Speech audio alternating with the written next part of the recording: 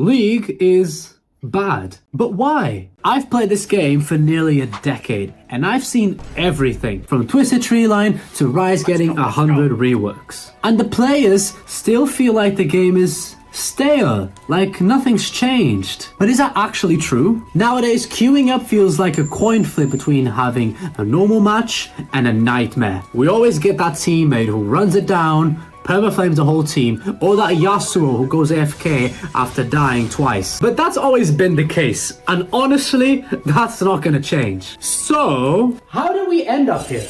Is Riot really trying to make League of Legends feel like a quick cash grab? And with the viewership and player base going downhill, are they actually trying to save the game? Let's start with something that happened almost a decade ago. Someone at Riot Studios thought it was a great idea to revamp the old Drake. And so, the Elemental Drakes were introduced to the Rift in patch 6.9 on the 4th of May 2016. Alongside, of course, the Elder Dragon and the Drake Souls that we know today. This update gave new life to the Rift, allowing players to adopt new strategies that revolved around the Drake buffs and the property to change the map and its surroundings. These changes were so well implemented that up to this day, Drakes remain nearly untouched. Except for Chem Drake, which was reworked, but people still utilize them to make game-breaking decisions. The Drakes are so good that we don't really doubt them anymore because they're so rooted in the core of the game itself. And now we can't imagine League of Legends without them anymore. But Drakes failed to compare to Mythic Items, as Riot wasn't even able to ever balance these.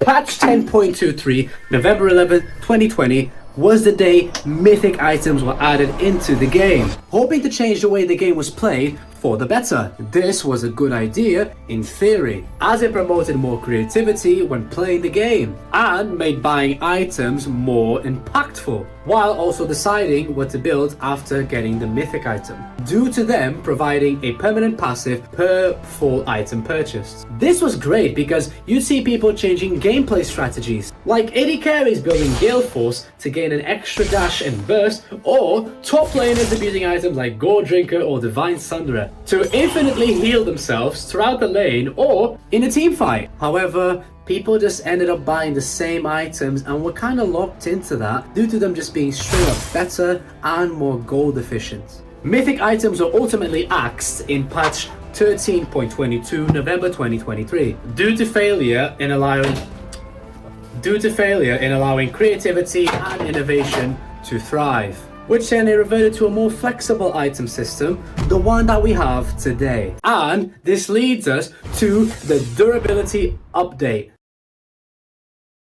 introduced in patch 12.10, which went live May 25th, 2022. Although it wasn't a direct counter to mythic items, the patch was meant to make the game feel healthier once again, by increasing survivability and reducing direct burst damage. This update made it so that all champions gain more base health, armor and magic resist, and health per level. Other changes included reduced healing and shields from all rune and item sources, and Riot decided to buff towers to counterplay excessive tower diving by increasing their attack damage. The durability patch made the game healthier, and that is a fact.